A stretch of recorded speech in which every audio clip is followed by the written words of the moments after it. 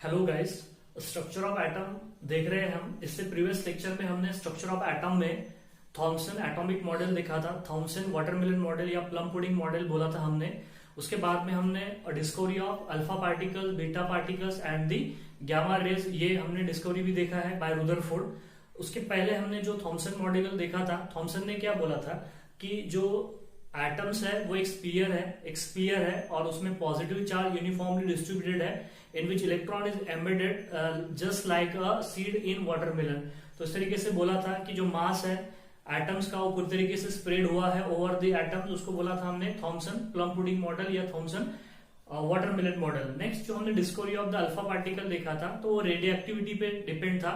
Radio activity देखा था हमने कि स्पॉन्टेनियस एंड कंटिन्यूअस इमिशंस होता है रेडिएशंस का, like that alpha beta and the gamma radiations from the elements और the substance which is called as the radioactivity, and the radioactivity first observed by a scientist which is called as the Henry Becquerel। इसलिए Henry Becquerel को father of radioactivity भी कहा जाता है। उसने एक substance लिया था पोटेशियम यूरेनिल सल्फेट K2EO2SO4/2, वो सब्सटेंस था, कॉम्प्लेक्स सब्सटेंस था। उसमें उसने देखा कि कुछ रेज बाहर निकल रहे हैं, तो उसके ऊपर से उसने डिस्कवरी की थी, दैट इज द मतलब उसने बोला था फिनोमिनॉन रेडियोएक्टिविटी। उसके बाद में रेडियोएक्टिविटी पे, आर्टिफिशियल रेडियोएक्टिविटी पे या रेडियोएक्टिव पे बहुत सारे साइंटिस्टों में टाइम टू टाइम वर्क किए, जैसे कि मेरी क्यूरी है, आयरन क्यूरी है, ये सभी जो है इन्होंने रेडियोएक्टिव पे वर्क किया। फिर रुदरफोर्ड ने क्या किया, एक लीड चेंबर लिया, लीड चेंबर में एक रेडियोएक्टिव एलिमेंट लिया और उसके ऊपर फोटोग्राफिक प्लेट लिया और उसके बाद में इलेक्ट्रिक फील्ड अप्लाई करने के बाद में देखा उसने कि उसे फोटोग्राफिक प्लेट पे जो स्पॉट मिल रहे थे वो 3 स्पॉट मिल रहे थे। एक जो स्पॉट है वो डिफ्लेक्ट हुआ था टूवर्ड दी पॉजिटिव प्लेट और एक जो रेज है या पार्टिकल डिफ्लेक्ट हुआ था टूवर्ड दी नेगेटिव प्लेट। तो जो नेगेटिव की तरफ डिफ्लेक्ट हुआ उस पर उसने बोला पॉजिटिव चार्ज है, उसको उसने नाम दिया alpha particle.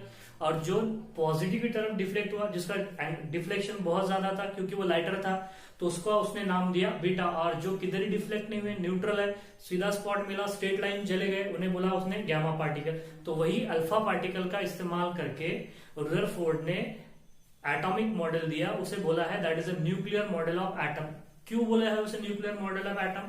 This are the discovery of nucleus, this are the discovery of nucleus. Nucleus की डिस्कवरी रुदरफोर्ड ने की। उसने क्या किया, अल्फा रेस, अल्फा पार्टिकल को एक मेटल जैसे कि गोल्ड की मेटल या गोल्ड की फॉइल जो है 3 शीट पे क्या किया, बम्बार्ड किया। बम्बार्ड करने के बाद में इंसिडेंट किया या बम्बार्डमेंट बोलेंगे अपन। उसके बाद में उसने न्यूक्लियस को क्या किया, डिस्कवर किया। तो कैसे उसने न्यूक्लियस को डिस्कवर किया तो हम देखने वाले हैं आज ही के लेक्चर में।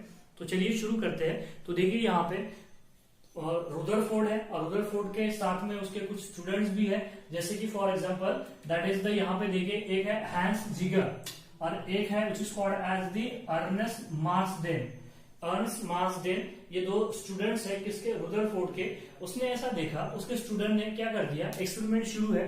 एक्सपेरिमेंट शुरू होने के बाद में क्या हुआ, उसके स्टूडेंट ऑब्जर्वेशन कर रहे हैं। तो ऑब्जर्वेशन करने के बाद में एक स्टूडेंट को ऐसा दिखाई दिया कि जो उसने क्या किया, एक गोल्ड की प्लेट ली, गोल्ड की प्लेट के ऊपर क्या किया, कंटिन्यूअसली लगातार अल्फा रेस का क्या किया, बम्बार्डमेंट किया।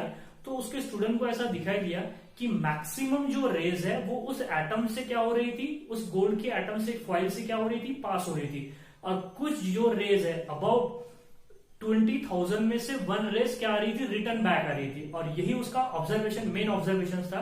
तो जैसे ही उस स्टूडेंट ने ऐसा ऑब्जर्व किया कि मैक्सिमम जो रेज है, मोस्ट ऑफ द रेज है उस एटम में से क्या हो रही है, पास हो रही है। कुछ डिफ्लेक्ट हो रही है, कुछ स्मॉल एंगल से डिफ्लेक्ट हो रही है, कुछ लार्ज एंगल से डिफ्लेक्ट हो रही है, कुछ रेज स्ट्रेट लाइन में जा रही है और कुछ रेज जो है 20,000 में की नियरली 1 रेज बाउंस बैक आ रही है 180 के एंगल में, रिटर्न आ रही है। तो वही वहां पे उसने ऐसा देखने के बाद वैसे ही उसने रुदरफोर्ड को इन्फॉर्म किया। तो रुदरफोर्ड ने क्या किया, बाद में बम्बार्डमेंट की इंटेंसिटी को बढ़ा दिया। इंटेंसिटी को बढ़ाने के बाद में क्या हुआ, इंटेंसिटी को बढ़ाने के बाद में जो बैक रेज आ रहे थे उनकी तादाद बढ़ गई, उनकी क्वांटिटी बढ़ गई। तो ये कैसे किया उसने सब, ये हम आज के लेक्चर में देखने वाले हैं। तो चलो शुरू करते हैं। तो यहाँ पे देखिए नेक्स्ट है that is Rutherford and his student that is Hans Geiger and the Ernest Marsden bombarded alpha particle on the thin sheet or the thin gold foil। अब उसने गोल्ड की ही क्यों लिया, अब यहाँ पे देखो ये गोल्ड का इस्तेमाल इसलिए किया क्योंकि गोल्ड जो है इसका जो न्यूक्लियस होता है वो कैसा होता है, हेवी न्यूक्लियस होता है। हेवी न्यूक्लियस होता है। देखो यहाँ पे गोल्ड जो है, गोल्ड का जो न्यूक्लियस है वो कैसा होता है, हेवी। हेवी का मतलब समझिएगा, इसका एटॉमिक नंबर ज्यादा है। एटॉमिक नंबर ज्यादा है तो उसमें नंबर ऑफ प्रोटॉन ज्यादा होंगे, नंबर ऑफ न्यूट्रॉन ज्यादा होंगे, नंबर ऑफ पॉजिटिव चार्ज ज्यादा होगा। अगर स्मॉलर ले लेता तो नंबर ऑफ पॉजिटिव चार्ज कम होता, पॉजिटिव चार्ज की डेंसिटी कम होती। और अल्फा रेज तो आपको पता है, alpha rays is equal to the helium nucleus. Alpha rays equal to the helium nucleus, क्योंकि आपको पता है अल्फा जो रेज है वो कैसे जनरेट होती है। देखिए, अगर मेरे पास में हीलियम है, अगर मैं इस हीलियम में से 2 इलेक्ट्रॉन निकाल दूं, अगर हीलियम में से 2 इलेक्ट्रॉन अगर निकाल दिए जाए तो कैसा होगा, बोलिए। यहाँ पे मिलेगा हमको He डाई प्लस मिलेगा, प्लस क्या मिलेगा, 2 इलेक्ट्रॉन मिलेगा। तो इस तरीके से 2 इलेक्ट्रॉन निकालने के बाद हीलियम में से जो बनेगा He डाई प्लस, तो इसी को तो बोलते हैं अल्फा पार्टिकल। इसी को क्या बोलते हैं, अल्फा पार्टिकल, जिसका मास कितना होता है, 4 होता है। तो हमने तो यही तो बोला है कि the mass of the helium nucleus alpha particle which is equal to the mass of helium nucleus, ये तो बोला था हमने इससे पहले। तो देखिए यहाँ पे गोल्ड की प्लेट क्यों ली गई, क्योंकि गोल्ड जो होता है वो कैसा, उसका न्यूक्लियस कैसा होता है, हेवी होता है। दूसरी बात समझिए कि यहाँ पे गोल्ड जो है ये नोबेल मेटल है। ये कैसा मेटल है, नोबेल मेटल, मतलब जनरली किसी के साथ में रिएक्शन शो नहीं करता। This are the noble metal, generally किसी के साथ में रिएक्शन शो नहीं करेगा, इंटरेक्ट नहीं होगा, और मैलिएबल भी होता है। मैलिएबल का मतलब है जिससे हम शीट और पतरे तैयार कर सकते हैं, उसे कहते हैं मैलिएबल। और एक होता है डक्टिलिटी, तो ठीक है, हम बाद में देखने वाले हैं। तो अभी तो यहाँ पे ध्यान में रखिए कि गोल्ड ही क्यों यूज किया, क्योंकि गोल्ड का जो न्यूक्लियस है वो हेवी है, मतलब उसमें number of proton, positive charge की डेंसिटी ज्यादा है। पॉजिटिव चार्ज की डेंसिटी ज्यादा है, इधर से भी जो हम रेज यहाँ पे बम्बार्ड करने वाले हैं वो कौन से रेज है, अल्फा रेज। और अल्फा रेज पे भी कौन सा चार्ज होगा, पॉजिटिव चार्ज होगा। कितना चार्ज होगा पॉजिटिव, 2 इलेक्ट्रॉन के बराबर। क्योंकि देखिए हमने बोला था प्रोटॉन और इलेक्ट्रॉन पे जो चार्ज होता है दोनों का मैग्नीट्यूड सेम होता है। प्रोटॉन पे plus 1.6 into 10 to the power minus 19 coulomb होता है, और इलेक्ट्रॉन पे कितना होता है, माइनस होता है, minus 1.63 into 10 to the power minus 19 coulomb. दोनों का मैग्नीट्यूड कैसा होता है, सेम होता है। तो यहाँ पे जो अल्फा रेज है, हम यहाँ पे जो बम्बार्ड करने वाले हैं अल्फा रेज, उन्होंने बम्बार्ड किया अल्फा रेज, किन्होंने, दैट इज रुदरफोर्ड ने और उसके कुछ स्टूडेंट्स ने, ठीक है। तो क्या हुआ, देखिए यहाँ पे ऑब्जर्वेशन देखिए क्या हुआ था। कुछ रेज ऐसा दिखाई दिए कि कुछ रेज जो है इस तरीके से स्ट्रेट लाइन पास हो गए। अल्फा जो रेज है, दैट इज अल्फा रेज बोलो या अल्फा क्या बोलोगे आप, यहाँ पे पार्टिकल्स बोलोगे, कोई प्रॉब्लम नहीं। अल्फा रेज बोलो या अल्फा पार्टिकल्स बोलो। तो मोस्ट ऑफ द रेज इसमें से क्या हो गए, यहाँ पे उनको दिखाई दिए कि इसमें से गोल्ड के जो एटम्स है, this are the atoms of the gold, इसमें से क्या हो गए, पास हो गए। और कुछ जो अल्फा रेज जो है, वो क्या हो गए, यहां से देखो डिफ्लेक्ट हो गए। कुछ रेज क्या हो गए, डिफ्लेक्ट हो गए। थोड़ा सा डिफ्लेक्टेड बताना पड़ेगा। यहाँ पे देखिए कुछ रेज क्या हो गए, डिफ्लेक्ट हो गए, मतलब मुड़ गए। By an angle that angle which is called, देखो रेज ऐसी सीधे जाने वाली थी, अब यहाँ पे क्या बन गया, एंगल बन गया, that angle which is called as theta. क्या बोलोगे आप उसको, थीटा। इसको कहते हैं that is the angle of deflection या फिर स्कैटरिंग एंगल बोलते हैं, जहां से जो रेज या अल्फा पार्टिकल क्या हो गए, डायवर्ट हो गए। क्या हो गए, डायवर्ट हो गए, उसको क्या बोला जाता है, that is the scattering angle. मैं लिख देता हूं यहाँ पे, that angle which is called as the scattering angle. तो स्कैटरिंग एंगल देखिए यहाँ पे आप, या फिर एंगल ऑफ डिफ्लेक्शन भी बोलोगे, जितने एंगल से रेज क्या होगी यहाँ पे डिफ्लेक्ट होगी। मोस्ट ऑफ द रेज क्या होगी, पास हो गई इस एटम में से, मतलब उस एटम में क्या था, खाली था, कुछ ही नहीं था। समझ में आ रहा है, अगर खाली रहेगा, होलो रहेगा, तो मोस्ट ऑफ द रेज क्या हो जाएगी, पास हो जाएगी।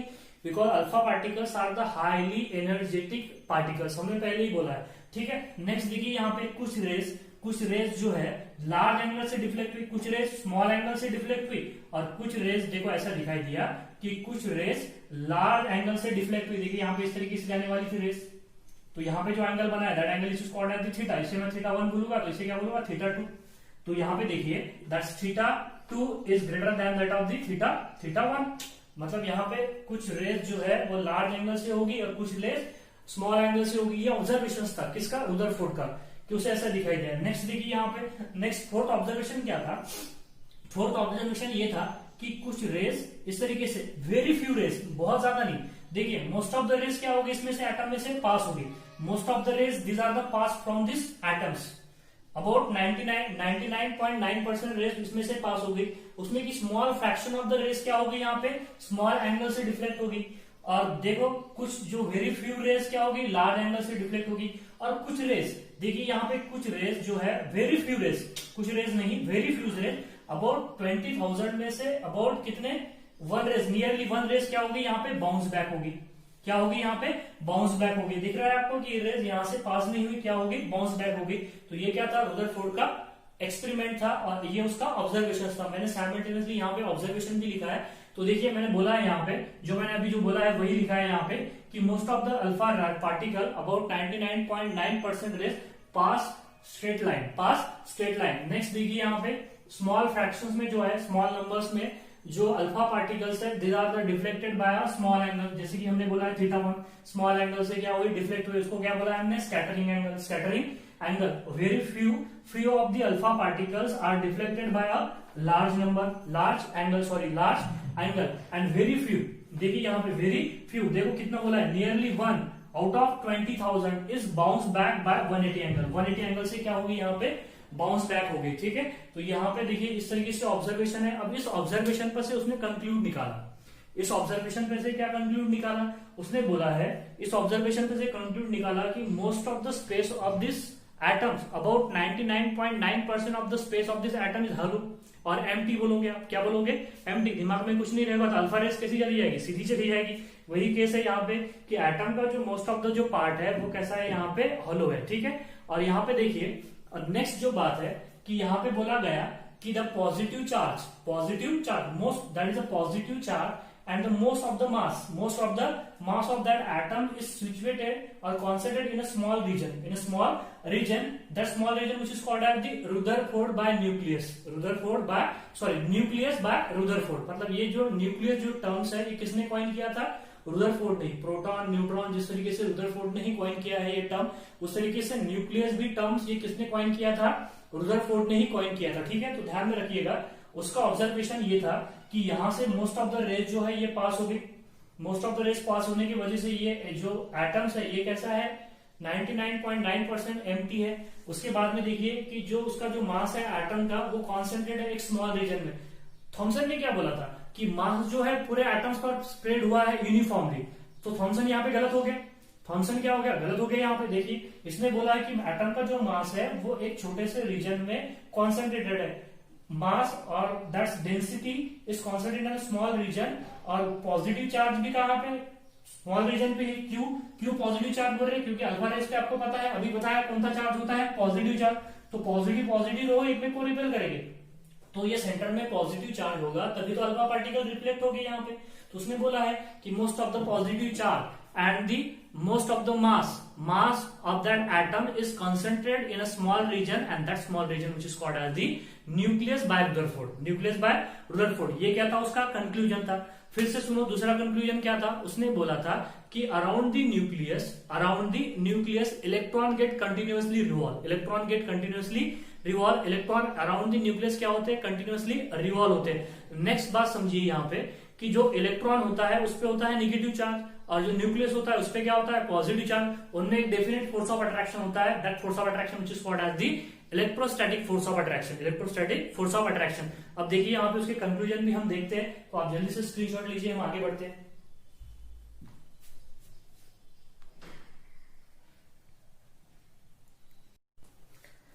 नेक्स्ट रुदरफोर्ड के हम एटॉमिक मॉडल के जो न्यूक्लियर मॉडल्स है उसके कंक्लूजन देखते हैं। अब यहाँ पे देखिए डिस्कवरी ऑफ न्यूक्लियस हो गया, इसलिए उसको क्या कहा गया था, न्यूक्लियर मॉडल कहा गया था। तो देखिए यहाँ पे हमने बोला है कि मोस्ट ऑफ द रेस जो है इस एटम में से क्या हो रही थी, पास हो रही थी।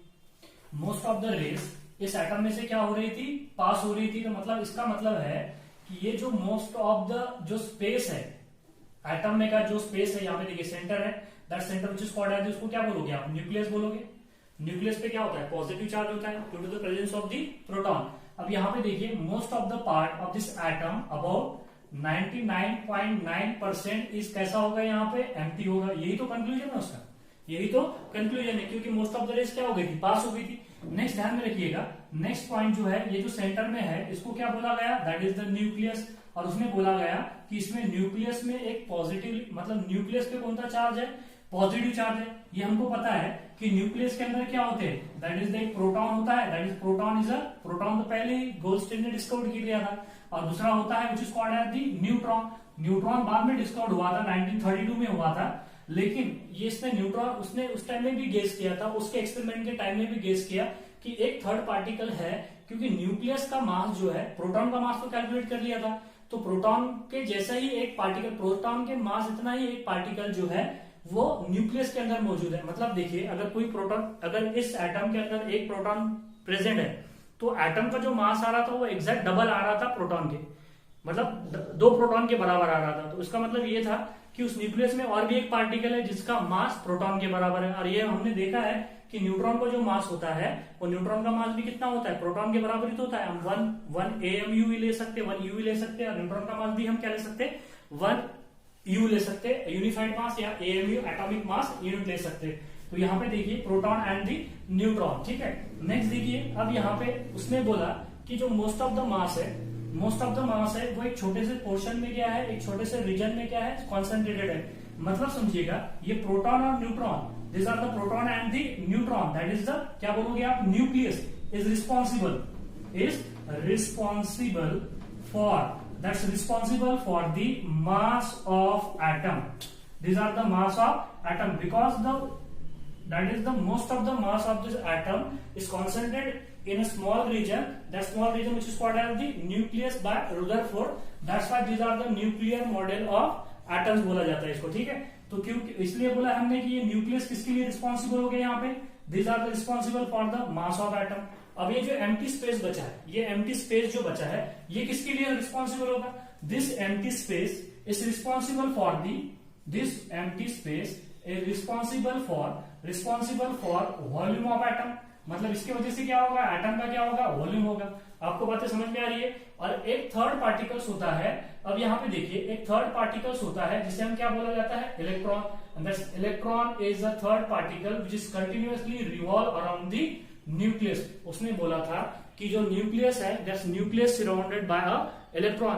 न्यूक्लियस को चारों तरफ से किसने घेर के रखा है, इलेक्ट्रॉन ने घेर के रखा है। और वो जो इलेक्ट्रॉन है एक फिक्स सर्कुलर पाथ में लगातार क्या लगा रहे हैं, चक्कर लगा रहे हैं अबाउट दी न्यूक्लियस। जैसे कि सोलर सिस्टम में क्या होता है, डिफरेंट प्लैनेट्स क्या करते हैं, सन के चक्कर लगाते हैं, सन के चक्कर लगाते हैं। उसी तरीके से same like that this solar system, so that electron is get continuously revolve around the nucleus in a fix circular path. In a fix circular path, एक फिक्स सर्कुलर पाथ में इलेक्ट्रॉन क्या लगाएगा, चक्कर लगाएगा। और वो फिक्स सर्कुलर पाथ को उसने नाम दिया which is called as the orbit. क्या नाम दिया, ऑर्बिट, या फिर शेड, या फिर मेन एनर्जी लेवल कहते हैं उसे, हम आगे डिस्कस करने वाले हैं, ठीक है। तो जिस सर्कल में, जिस सर्कुलर पाथ में इलेक्ट्रॉन रिवॉल्व होते हैं उसे क्या बोला जाता है, ऑर्बिट बोला जाता है। क्या बोला जाता है, ऑर्बिट। अब यहाँ पे नेक्स्ट देखिए, यहाँ पे देखिए, ये जो न्यूक्लियस के अंदर जो पार्टिकल्स है, that is proton and the neutron, इसको बोला जाता है न्यूक्लियर पार्ट। क्या बोलते हैं इसको, what do call them, that is the nuclear part. और हम ऐसा बोल सकते हैं कि nuclear part is responsible for the mass of atom. Nuclear part, nucleus के अंदर जो पार्टिकल होंगे उन्हें न्यूक्लियर पार्टिकल बोला जाता है। और न्यूक्लियस का जो पार्ट है या रीजन है उसको क्या बोलोगे हम, न्यूक्लियर पार्ट। और nuclear part is responsible for the mass of atom. और न्यूक्लियस के अलावा जो पार्ट है, देखिए यहाँ पे न्यूक्लियस के अलावा जो पार्ट है इसको क्या बोलोगे आप, that is the extra nuclear part, that is the extra nuclear part. और हम ऐसा बोल सकते हैं कि that extra nuclear part is responsible for the volume of what, volume of atom, volume of the atom. और एक बात ध्यान में रखिए कि वॉल्यूम ऑफ द एटम बहुत ज्यादा होता है then that of the volume of the nucleus. Like that, अगर एक क्रिकेट का ग्राउंड है, बड़ा का बड़ा क्रिकेट का ग्राउंड है, अगर उसमें एक बॉल रख दी जाए, क्रिकेट बॉल ही रख दी जाए, तो क्रिकेट बॉल क्या हो जाएगा, न्यूक्लियस हो जाएगा। और वो जो पूरा स्टेडियम है, पूरा जो स्टेडियम है उससे भी बड़ा वो क्या हो जाएगा, एटम्स हो जाएगा। उससे बड़ा क्या हो जाएगा, एटम। मतलब समझ लीजिए बात को कि यहाँ पे अगर क्रिकेट का जो स्टेडियम है, अगर मान लीजिए वो पूरा एटम है, तो उसका न्यूक्लियस कितना छोटा होगा, कितना, बहुत छोटा होगा।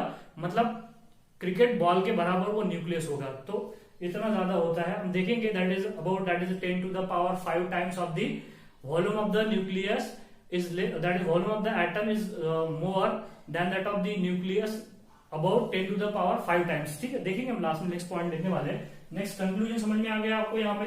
तो देखिए मैं यहाँ पे लिख भी सकते हैं हम यहाँ पे कंक्लूजन में क्या है, मोस्ट ऑफ द यहाँ पे देखिए द पॉजिटिव चार्ज, यहाँ पे ऐसा लिख सकते हैं हम यहाँ पे कि सेंटर में क्या है, द पॉजिटिव चार्ज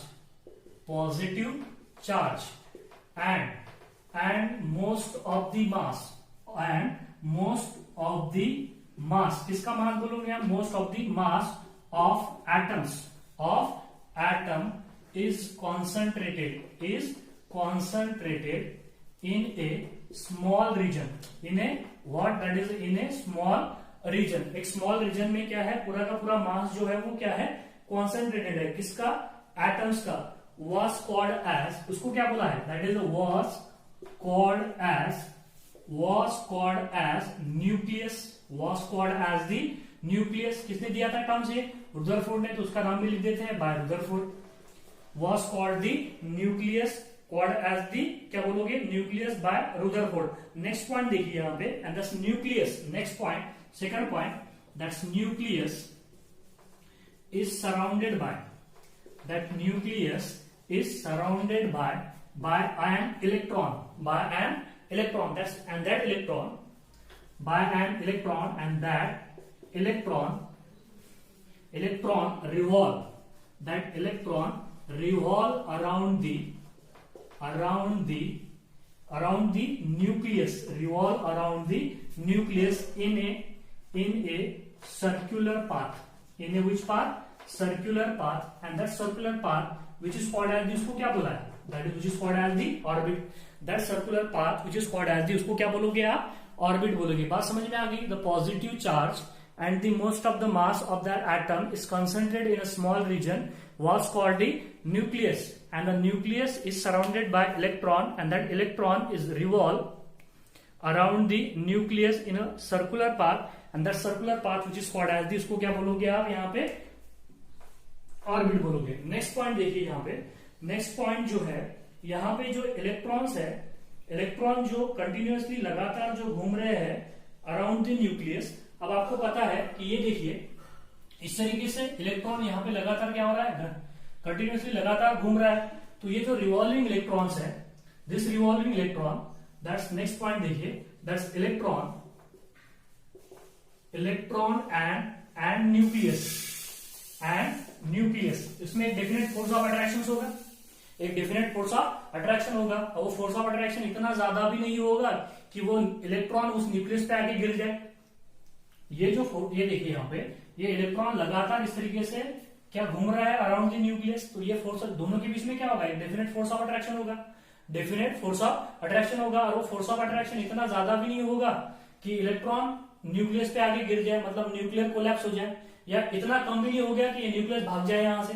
आपको बात समझ में आ रही है। देखिए यहाँ पे कैसा होगा, यहाँ पे देखिए ये एटम्स है, हम देखिए यहाँ पे इस तरीके से निकालते हैं, ये एटम्स है, ये एटम का सेंटर है, दैट्स एटम का centre which is called as the, क्या कहते हैं उसको, न्यूक्लियस कहते हैं। और यहाँ पे देखिए इलेक्ट्रॉन है, यहाँ पे इलेक्ट्रॉन लगातार घूम रहा है। ये दोनों के बीच में क्या है, एक फोर्स ऑफ अट्रैक्शन है, ये दोनों के बीच में क्या है, एक फोर्स ऑफ अट्रैक्शन। मैं लिख देता हूं यहाँ पे, फोर्स ऑफ अट्रैक्शन। अब कोई भी रिवॉल्विंग जो पार्टिकल्स होता है, कोई भी रिवॉल्विंग जो पार्टिकल्स होता है, उसको क्या होती है, वेलोसिटी होती है इस तरीके से, और वो टेंजेंशियल वेलोसिटी इस तरीके से होती है। ये आपने सर्कुलर मोशन में फिजिक्स में पढ़ने वाले हो आप, अगर पढ़ा होगा तो बहुत अच्छी बात है। यहाँ पे देखिए इस तरीके से रिवॉल्विंग पार्टिकल्स है, उसमें एक जो फोर्स है इस इलेक्ट्रॉन पे, इस न्यूक्लियस की तरफ लग रहा है, उसे बोला है हमने फोर्स ऑफ अट्रैक्शन। उसे क्या बोला है, फोर्स ऑफ इलेक्ट्रॉन। एक्चुअली वो होता है इलेक्ट्रोस्टैटिक फोर्स ऑफ अट्रैक्शन। तो मैंने वही बोला है, electrons and the nucleus are held together by electrostatic. क्या बोल रहे हैं हम यहाँ पे, electrostatics force of attraction, force of attraction. देखिए यहाँ पे इलेक्ट्रॉन्स और nucleus are held together by a electrostatic force of attraction, that's electrostatic force of attraction is Fa। क्या होता है, Fa, और Fa होता है that is electrostatic force of attraction Fa, which is equal to होता है K, which is equal to क्या होता है, K Q1 Q2 over R square, over क्या होता है, R स्क्वायर होता है। ये देखिए यहाँ पे इसकी जो K की वैल्यू होती है 1/4 पाई एप्सिलॉन नॉट, और उसकी जो कैलकुलेटेड वैल्यू होती है 9 into 9 10 to the power 9 newton metre square पर कूलम स्क्वायर। तो ये एक्चुअली देखिए यहाँ पे दोनों के बीच में फोर्स ऑफ अट्रैक्शन होता है, that force of attraction is electrostatic force of attraction, electrostatic force of attraction. और यहाँ पे देखिए एक दूसरा फोर्स लगता है जो बाहर की तरफ होता है, दैट फोर्स ऑफ अट्रैक्शन क्या बोलते हैं उसको, that is centrifugal force. Centrifugal force, और सेंट्रीफ्यूगल फोर्स कितना होता है 1/2 mv स्क्वायर। 1/2 mv²। और यहाँ पे देखिए इस सिचुएशन में force of attraction, this are electrostatic force of attraction is equal to होता है सेंट्रीफ्यूगल फोर्स। अगर दोनों फोर्स बराबर हो गए तो इलेक्ट्रॉन लगातार continuously without that is continuously revolve होगा अराउंड दिस न्यूक्लियस। अगर फोर्स ऑफ अट्रैक्शन बढ़ जाएगा तो इलेक्ट्रॉन न्यूक्लियस की तरफ आ जाएगा, उसकी वजह से न्यूक्लियर कोलैप्स हो जाएगा। लेकिन न्यूक्लियर कोलैप्स नहीं होता है, इलेक्ट्रॉन न्यूक्लियस पे नहीं गिरते। गिरना चाहिए कि नहीं गिरना चाहिए? गिरना चाहिए, बिल्कुल गिरना चाहिए। अब देखिए यहाँ पे इलेक्ट्रॉन कंटिन्यूअसली लगातार घूम रहे हैं एक फिक्स सर्कुलर पाथ में, एक फिक्स एनर्जी से घूम रहे हैं। अगर घूमते घूमते एनर्जी डाउन हो जाए तो ये इलेक्ट्रॉन जो है जिसपे नेगेटिव चार्ज है उसको कौन अट्रैक्ट करेगा? न्यूक्लियस, क्योंकि न्यूक्लियस पे क्या है? पॉजिटिव चार्ज है, अट्रैक्ट करना चाहिए बिल्कुल। तो ये इलेक्ट्रॉन इस पे क्या होना चाहिए? कोलाइड होना चाहिए, गिरना चाहिए, तो इसे न्यूक्लियर कोलैप्स कहते हैं। तो ऐसा नहीं होता है, एटम्स में न्यूक्लियर कोलैप्स नहीं होता है। एटम में न्यूक्लियर कोलैप्स हो जाएगा तो एटम क्या हो जाएगा? अनस्टेबल हो जाएगी। अनस्टेबल हो जाएगी एलिमेंट क्या हो जाएगा? अनस्टेबल हो जाएगा। लेकिन हमने देखा है, आपको पता है कि एलिमेंट्स क्या होते हैं? स्टेबल होते हैं। नेक्स्ट समझिए यहाँ पे कि अगर यहाँ पे फोर्स ऑफ अट्रैक्शन बढ़ गया तो न्यूक्लियर कोलैप्स हो जाएगा, और फोर्स ऑफ अट्रैक्शन से अगर सेंट्रीफ्यूगल फोर्स बढ़ गया तो इलेक्ट्रॉन बाहर चले जाएगा। तो ये बढ़ना भी नहीं चाहिए, कम भी नहीं होना चाहिए, दोनों बराबर होंगे, तभी यहाँ पे इलेक्ट्रॉन लगातार कंटिन्यूअसली क्या होगा? यहाँ पे रिवॉल्व होगा। आपको बात समझ में आ रही है? नेक्स्ट पॉइंट सुनिए यहाँ पे, fourth point, electron revolves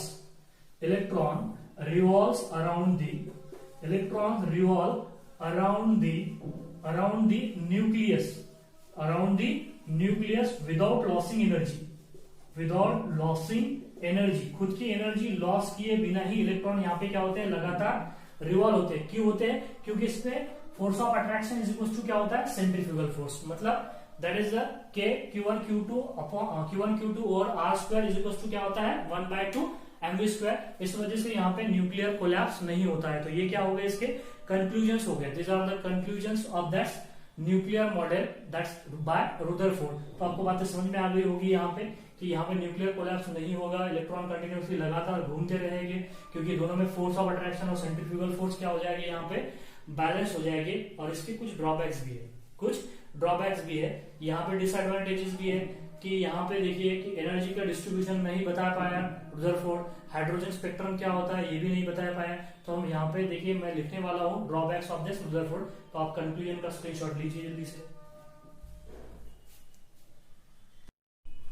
conclusion में नेक्स्ट पॉइंट देखिए कि हमने बोला है कि volume of the atoms is very much greater than that of the volume of the nucleus. Volume of the nucleus बहुत छोटा रहता है as compare to the volume of the atoms.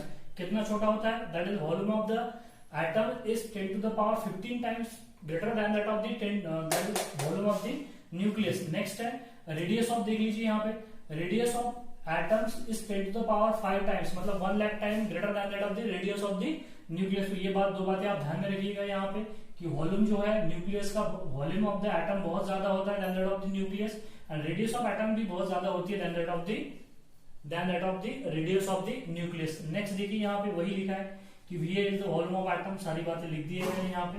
Next देखिए यहाँ पे drawbacks of the nuclear models of the Rutherford nuclear model. तो यहाँ पे देखिए मैंने बोला है कि एक न्यूक्लियर कोलैप्स करके जो इलेक्ट्रॉन्स है लगातार घूमते रहते हैं। According to the classical theory का बोलना है कि कोई भी चार्ज पार्टिकल जब कंटिन्यूअसली लगातार घूमता रहता है, रिवॉल्व होता है, तो वो क्या करता है? एनर्जी लूज करता है, एनर्जी क्या करता है? रिलीज करता है। कोई भी according to the classical theory कोई भी चार्ज पार्टिकल जब रिवॉल्व होगा तो एनर्जी क्या करेगा? रिवॉल्व मतलब एनर्जी क्या करेगा? रिलीज करेगा, एनर्जी रिलीज करेगा। तो electron is a charge particle, अगर वो एनर्जी रिलीज करेगा तो उसकी एनर्जी कम हो जाएगी, तो न्यूक्लियर कोलैप्स हो जाएगा। तो न्यूक्लियर कोलैप्स को यहाँ पे रुदरफोर्ड एक्सप्लेन नहीं कर पाया था। न्यूक्लियर कोलैप्स होता है क्या? नहीं होता है न्यूक्लियर कोलैप्स। लेकिन nuclear collapse according to classical theory कहती है, मैक्सवेल की क्लासिकल थ्योरी कहती है कि कोई भी चार्ज पार्टिकल जब रिवॉल्व होगा तो वो एनर्जी लॉस करेगा। ठीक है, तो न्यूक्लियर कोलैप्स हो जाएगा। तो न्यूक्लियर कोलैप्स एक्सप्लेन नहीं कर पाया था रुदरफोर्ड। नेक्स्ट ध्यान रखिए, he couldn't explain the various spectra of the element. Spectrum क्या होता है? स्पेक्ट्रम हम देखेंगे, that is the fingerprint of element बोल सकते हो आप इसको, फिंगरप्रिंट ऑफ एलिमेंट। जैसे कि हमारे फिंगरप्रिंट होते हैं उसी तरीके से एलिमेंट के भी होते हैं फिंगरप्रिंट। देखने वाले हैं हम नेक्स्ट लेक्चर में, बोर एटॉमिक मॉडल के बाद में हम स्पेक्ट्रम डिस्कस करने वाले हैं। सो दैट इज द, वो एक्सप्लेन नहीं कर पाया। he couldn't explain the energy and the distribution of electron around the nucleus.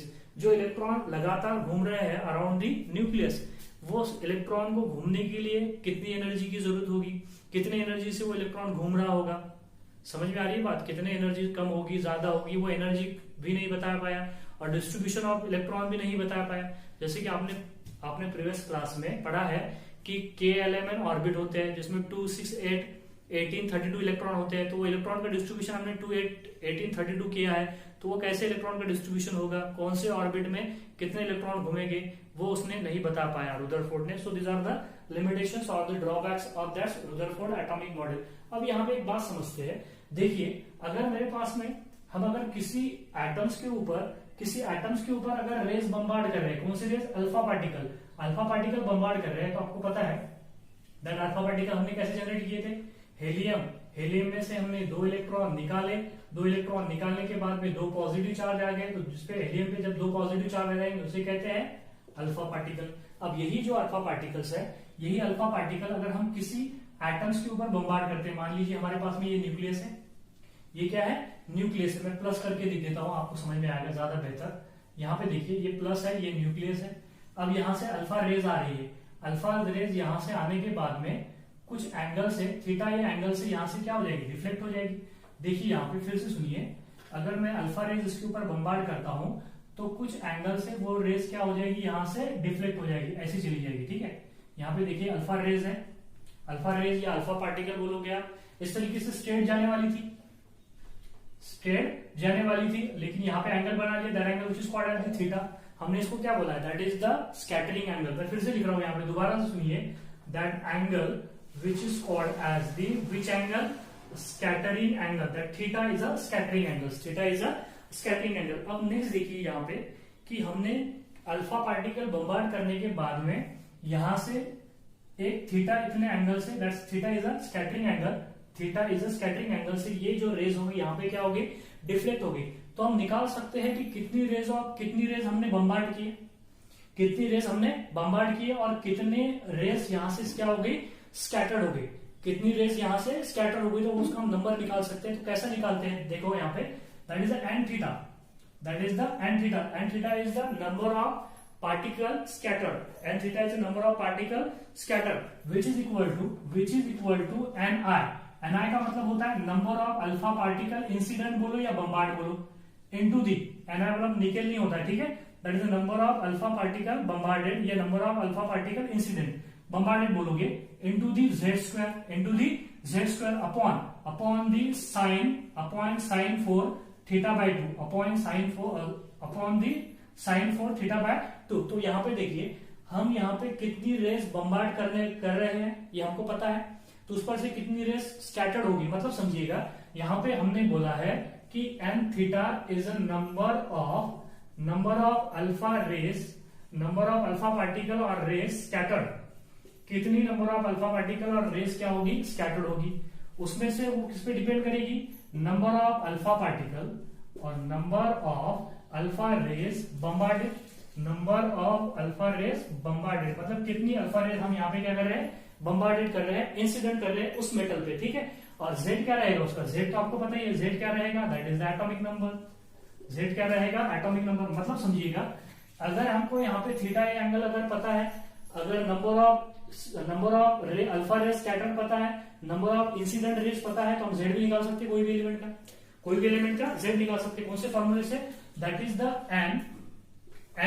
N theta is equal to N I z square over sine 4 theta by 2। इसका क्या मतलब होगा, that is the number of particle scattered N theta, number of particles scatter, मतलब जो theta या angle से जो particle scatter हो रहे हैं वो है, that is an theta is directly proportional to 1 upon the sin 4 theta by 2। मतलब देखिए जितना थीटा ज्यादा होगा उतने कम पार्टिकल स्कैटर्ड होंगे। आपको बात समझ में आ रही है, ऐसे तो मतलब होता है इसका, जितना ज्यादा ये एंगल होगा, ये जो हमने बोला है स्कैटरिंग एंगल, जितना ज्यादा स्कैटरिंग एंगल होगा उतने कम पार्टिकल स्कैटर्ड होंगे। मतलब थीटा जितना कम होगा उतने ज्यादा पार्टिकल्स क्या होंगे, यहाँ पे स्कैटर्ड होंगे। समझ में आ रही है बात। अगर हम दो पार्टिकल के कंपैरिजन में ये बात अगर देखते हैं तो क्या होगा, देख लीजिए मेरे पास, मान लीजिए फिर से यहाँ पे एक न्यूक्लियस है, यहाँ पे क्या लिए हमने, न्यूक्लियस ले लिए। इसके बाद में देखिए एक पार्टिकल जा रहा है, एक पार्टिकल जा रहा है इस तरीके से स्कैटर हो गया by an angle, that angle is called as हम बोलोगे θ1, और इसमें नंबर ऑफ पार्टिकल जो स्कैटर्ड हुए वो कितने हो गए n1 हो गए, वो कितने हो गए n1 हो गए। एक दूसरा अल्फा पार्टिकल जा रहा है, देखिए यहाँ पे ये अल्फा पार्टिकल है, दूसरा अल्फा पार्टिकल जा रहा है वो कुछ इस तरीके से स्कैटर्ड हो गया। इसके लिए मान लीजिएगा, इसके लिए जो स्कैटरिंग एंगल होगा कितना होगा θ2 होगा, और इसके लिए नंबर ऑफ पार्टिकल स्कैटर कितने हो गए n2 हो जाए, मान लो कितने हो जाए n2 हो जाए। तो इसके लिए इस पार्टिकल के लिए मुझे बताइए n क्या बोलोगे आप, n थीटा नहीं n1 बोलोगे, क्या बोलोगे n1 इज इक्वल टू क्या होगा बोलिए, number of particle incident into the z square upon क्या होगा बोलिए, अपॉन होगा sin 4 इनटू दी θ1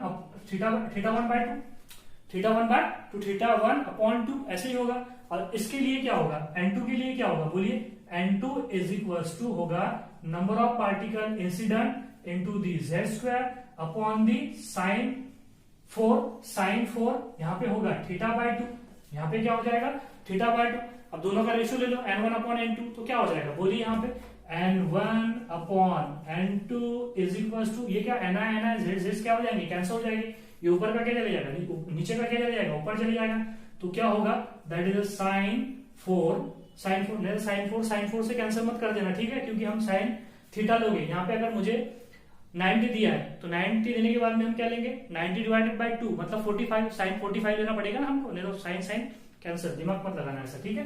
तो यहाँ पे क्या हो जाएगा sin 4, यहाँ पे हो जाएगा θ2 इस तरीके से, अपॉन क्या हो जाएगा दैट इज द sin 4, यहाँ पे हो जाएगा θ1 अपॉन 2। इस फॉर्मूले से देखिए आप, अगर आपको एक के नंबर ऑफ अल्फा पार्टिकल दिए गए जो कि स्कैटर हो चुके और वो कितने एंगल से स्कैटर हुए, अगर उसका θ1 अगर दिया है आपको, θ1 अगर दिया है, दूसरे का हमको क्या दिया गया θ2 दिया गया। मान लीजिए जैसे कि फॉर एग्जांपल, यहाँ पे एग्जांपल के तौर पे आपको number of alpha particle scatter दिए गए 4, कितने दिए गए 4, और वो कितने एंगल से डिफ्लेक्ट मतलब कितने एंगल से हुए, मान लीजिए θ1 दिया है आपको 60, कितना दिया है 60, और अब वही पूछा है सेम न्यूक्लियस के लिए अगर θ2 90 डिग्री हो जाए तो कितने नंबर ऑफ अल्फा पार्टिकल हो जाएंगे, ये कैलकुलेट करने के लिए बोला है, तो आप कैलकुलेट कर सकते हैं यहाँ पे।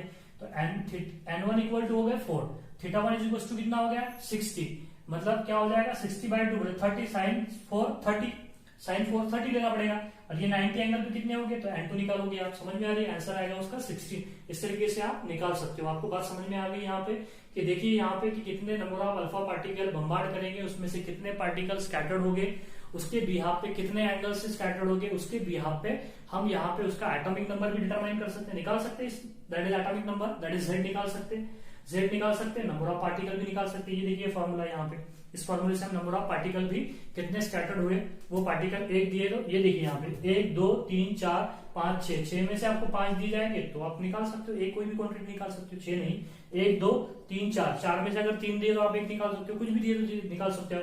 अगर n1 n2 भी दिया है आपको, θ1 दिया है तो θ2 भी निकाल सकते हो, आप एंगल भी निकाल सकते हो। इस तरीके से प्रॉब्लम्स आते हैं, इस तरीके से हमको अप्रोच करना पड़ता है इसमें। तो मैं आपको कुछ एग्जांपल्स बिल्कुल शेयर करूंगा आप ग्रुप में इसके ऊपर, या फिर जो हमने रुदरफोर्ड एटॉमिक मॉडल देखा है उसके ऊपर, कैथोड रे ट्यूब एक्सपेरिमेंट देखा है उसके ऊपर भी मैं क्वेश्चन शेयर करने वाला हूं आज ही के दिन में। अब यहाँ पे नेक्स्ट देखिए, नेक्स्ट जो है वो है बोहर एटॉमिक मॉडल। तो बोहर एटॉमिक मॉडल हम नेक्स्ट लेक्चर में पढ़ने वाले हैं। Thank you.